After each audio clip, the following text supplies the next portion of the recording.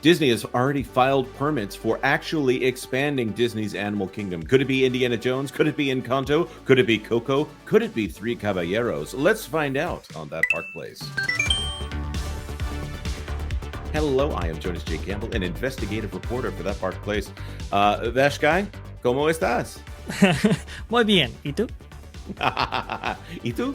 We want to talk about Disney filing a permit for a major staging area ahead of the Dinoland overhaul. It looks like Dinoland is not long for this world. I hear people out there recommending that maybe we need to go take our last rides on Dinosaur before it's too late. It would appear so. The countdown to extinction, if it is still a countdown to extinction, I don't know. Or it was countdown to extinction, and now it's Dinosaur countdown to extinction, right? Yes, yeah. It has changed over the years because Michael Eisner thought it would be a great movie tie-in with the Dinosaur film that came out. He wasn't wrong. It wasn't wrong. As long as there's going to be a hero dinosaur in there, it might as well be Alador or Alcidor. I forget the name of the dinosaur because nobody watches that movie. Forgive me. I'm now going to have incited the 3 people in our comments that really like Dinosaur. But let's get to the article. Finally, Disney files permit for major staging area ahead of Dinoland overhaul after years of ideas and an empty lot where Primeval Whirl once stood. Newly filed permits suggest Disney is finally moving forward with the overhaul of Dinoland USA at Disney's Animal Kingdom. New permits detail a massive staging area to be built backstage at Disney's Animal Kingdom. The backstage area will house trailers for Walt Disney Imagineering and contractors. So this is not that they're just going to build a couple of things. It's not that they have a large construction area in the middle of Critter Country and or Frontierland. They are building a small city here. Yes. Where Imagineering is going to be taking over an entire portion of Disney's Animal Kingdom for an extended period of time. They don't do this lightly, right? No. This is for a big project right here. This is the same thing that we saw for Star Wars Galaxy's Edge, for example. A lot of people know, like for Disneyland, I believe there was an area between Toontown and Star Wars Galaxy's Edge where it sits right now, then Big Thunder Ranch, where they built something like this in order to have like a project headquarters, so to speak, and to provide a construction umbilicus in order to facilitate such construction. And who doesn't like a good construction umbilicus? Vash, do you want to take over here and tell me what is going on here? Are they actually turning Blue Sky into reality here for the first time in forever? It would appear so. I mean, this is quite substantial right here. I'm going to go ahead and share my screen. Please do. Because Braden was very kind to post this on Twitter right here, and so Braden, that's for Mickey Views. So I'd feel. Whoa! What is this, Soren? Yes, I know, right? So this is a kind of a Google Earth view of what we're talking about, this construction umbilicus and project staging area to facilitate this new construction right here. You can actually see this in action. So you're going to have a number of trailers out here in order to provide a headquarters for this whole construction. You can see where, if Dinoland is going to be incorporated into these plans, which we strongly believe it is, you can see how that connects to the site right there. And this is pretty huge. I believe the permit calls for what I think like $10 million or something like that to be spent on this whole thing. Let me just see right here. This is Behind the Thrills, who was the people who actually found this whole data right here. Looks like work on a major Animal Kingdom project will be starting soon. A new SEV WMD permit was filed. Yeah. Southwest Florida Water Management District. There you go. Perfect. Was filed for a 5-acre trailer compound just north of Kali River Rapids with infrastructure improvements along the BOH roadway leading directly to Dinoland. The plan consists of 4 new WDI trailers, 2 4-wide and 2 16-wide, as well as a 12-wide contractor trailer and 363 parking spaces, as well as a new sidewalk and crosswalks across the entire stretch of roadway from the trailer compound to behind the Dinoland area. So, well, there you go right there. The overall project name appears to be Project RO, and these documents are for Project ROTC. TC equals trailer compound. This definitely seems to be the beginnings of a major project. From all of that kind of, laying the groundwork there, it would appear that this is we're going forward, and we've seen 2 iterations of this plan now. Obviously, I believe it was D23 Expo. What was it, 2021? Is that right? Did they have an I, expo in 2021? you know, Or 2020? I don't remember which year it was. I do know which year they updated it to say they might be doing something that's Indiana Jones, or they're thinking. Actually, they didn't even say it might be Indiana Jones. They just played the Indiana Jones theme. And also, they said that they were thinking about putting Encanto in there, and I do believe that Encanto was moved from a different proposed area. If I'm not mistaken, the Big Thunder expansion that was supposed to be obviously behind Big Thunder Mountain, that was where they were thinking about putting Encanto previously. So Right. it was yet another. It seemed like they were not committing on anything that they were actually doing here. And of course, in this period of Walt Disney Imagineering, there hasn't been a lot of commitment. Of course, the Mary Poppins ride comes to mind. Of course, that was announced, I believe, in 2020.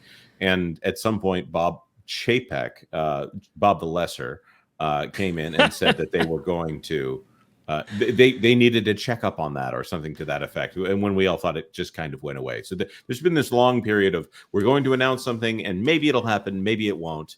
I'm glad to Yes. see that something might actually be happening here. I'm saying something is happening here. I'm looking.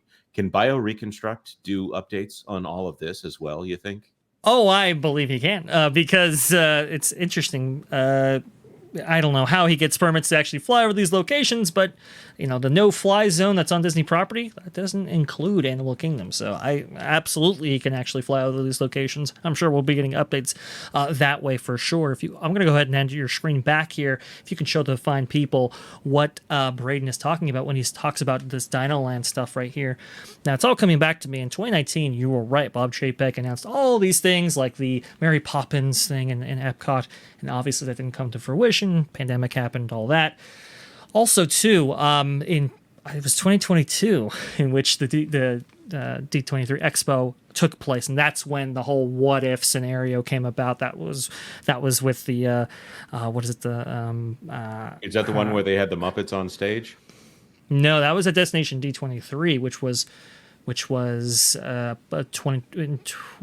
yeah, I think it was 2023 in which that came out right there. So in that 2022 D23 Expo, that's where they had we're going to do the Moana thing, and we're going to do the Moana and Zootopia thing in the Dino Land area, and then that changed, obviously. That was also the what if portion where they had the Beyond Big Thunder and they had the Villains Land, all that. That's where we saw Encanto and Coco featured there. At Destination 23, that would happen later. We saw a revision of these plans that would include Encanto and Indiana Jones actually taking the place of Dinosaur. So Right. this, So yeah, let me read this section here. please. We anticipate the reimagining of Dinoland will include retheming Dinosaur to the Indiana Jones IP, replacing Dinorama with an Encanto C-ticket attraction, a mild aesthetic refresh of existing Dinoland restaurants and shops to fit a South American theme, and replacing the Boneyard with a Coco-themed family attraction. So that Encanto ride, I'm hearing a lot of complaints from people that they don't want it to be an omni mover. Well, guess what? Disney needs more omni movers right now, and actually, kids love them. And guess what? These parks need to be for kids too. You need to have that excuse to let these be for kids, or it's just going to be an expensive zoo themed bar. Yeah, so we need high capacity attractions as well, which Omnimover provides, and we need highly demanded attractions. Unfortunately, Dinosaur hasn't really demanded that much in the way of guests, and that's so crucial to the ecosystem of these parks to have big, e-tickets on these corners right here that really spread people out. Unfortunately, Dinosaur hasn't necessarily done it. I'm going to go ahead and show you my screen back here. This is from Park Lore talking about basically Dinosaur was, Indiana Jones Adventure before the East Coast. So you can see the similarities between their show buildings, obviously their operation with their enhanced motion vehicles and so forth. They're almost exactly the same. So it wouldn't take necessarily all that much to convert it into an Indiana Jones theme. Obviously, it wouldn't be exact, but it would pull a lot of guests over to that side of the park for something theme to Indy a lot more than, let's say, Dinosaur would. And I've always wanted to ride that Indiana Jones ride because I'll be honest, you know, the dinosaur theme, it's interesting. It was a little bit more on that thrill ride aspect that they were going for back in the Eisner era, where they wanted to scare the guests a little bit more, and it worked. My kids do not want to ride Dinosaur, I'll say that. But Indiana Jones has been a classic attraction at Hollywood Studios. I think it's the only remaining opening day attraction from Hollywood Studios.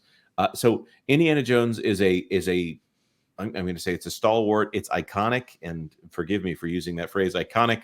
But if anything is iconic, Indiana Jones is iconic, and it would be a good addition to most parks if they can get far enough away from Dial of Destiny. Yes, I do agree with you there. And there's already, I mean, I think the idea behind this whole this vision for a Dinoland going forward is that it be kind of South American themed, I believe. And it's funny because Tokyo already has a South American themed version of Indiana Jones Adventure.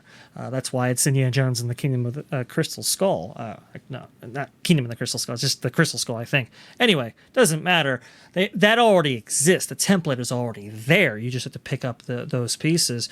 And obviously the temple facade, that's kind of already been done. So it kind of makes sense in that way. Although, a lot of people are kind of bringing up the fact that this doesn't really have anything to do with conservation, unless, I don't know, finding artifacts in temples and putting them in museums is your idea of conservation. Right. The Disneyland one was Temple of the Forbidden Eye, and the Right. one out in Disney Sea is Temple of the Crystal Skull. Temple of the Crystal Skull, gotcha. But if you're going to clone a ride, not having ridden the Japanese one, I would say just go ahead and clone the Japanese one. 'Cause Yes. I'm sure it's better. I'm just sure it's better. It's something. It really is something. I mean, there are some differences, but there's some key effects that the Tokyo version has that Disneyland doesn't have. But Disneyland has been a nice, it's been refurbished. I'm sure it's an incredible attraction, and seeing some of the ride footage that's online, that it looks great. Of course, emphasizing here that this is definitely not a one-for-one recreation of an existing ride. This is going to be something where they're either going to adapt it, and I don't think in the way like that they adapted Pirates of the Caribbean for Disney World adapted. I think they're going to adapt it more than just trying to slam it into the space. Right. I think they will. We'll have to see the logic behind their thinking when it comes to the theme of this land and how well these things will be implemented. It's all in execution. You can make anything work. You just have to execute it at a very, very high level. The fact that that Moana version of the land featured like a log flume attraction, which I think a lot of people were really rallied behind because this is the hottest park in Florida in the summer, like by far, because of the trees and so forth, and how it kind of encases that hot concrete there in terms of heat. But so I think those plans were far more ambitious. The fact that they're kind of stepping back from those and maybe retheming this attraction and then adding a dark ride over in Encanto and then like a merry-go-round or something like that for Coco, as we see in the concept art. It's lesser, but is it a step up from, I don't know, Chester's and Hester's? I think so. So, there's that. I mean, I'll say I was a kid when Dinoland came around.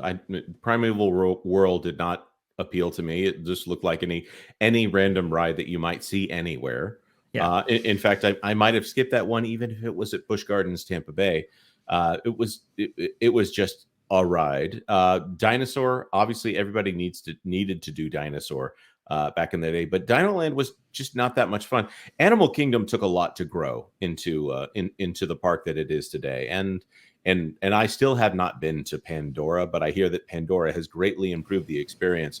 I still remember Rafiki's Planet Watch and going, "Why is this here?" Even as a child, I was thinking, "Why is this here?" You gotta have a location to take care of the animals, and let's just make it part of the actual theme park itself. I look. This has been a troubled theme park. There's amazing themed locations within this whole thing, but they did kind of run out of money. And this was a post-Paris park, which they were always pulling back on right there. The fact that it is as beautiful as it is and as amazing as Joe Rohde could possibly make this park is really a testament to him and the Imagineers who actually worked on it. It's amazing. It is an amazing park, and I would love to see the Yeti working again. But it is a more difficult concept to explain to the audience. As we have often said, it is not a zoo, but at the same time, that zoo aspect is really great. Yes, I think it's awesome. I think this is a really unique park. It's one of the last real theme parks, a park that has a theme, not just a castle park or something else. I think it's fantastic, but it does need a little bit of help in some key areas right here, and this is one to address a key area. Like you said, Primeval World, that was taken out. Obviously, there were operational issues. Unfortunately, there was a couple of fatalities there, which is very, very unfortunate. Also, too, the parts weren't necessarily being manufactured anymore, so obviously that has to go. And without that, this area has been it's been kind of an eyesore in an otherwise beautiful park. This is, Imagineering stepping in and rectifying that situation. Obviously, a lot of people aren't necessarily thrilled with the IP that have been featured here, but this is what we got. Yep, that's right. But of course, we want to throw this to the audience. Are you excited for this new addition to Animal Kingdom? Will this get you in the park? If you're a Florida resident, will anything get you back into Disney's Animal Kingdom? That's what I want to know, because it is the hottest park. And I do mean it. It is the hottest park in Orlando. That being said, like this video if you like this video, and consider subscribing to That Park Place for all the news that should be fun. Thanks for watching That Park Place News. For more information, consider checking out www.thatparkplace.com.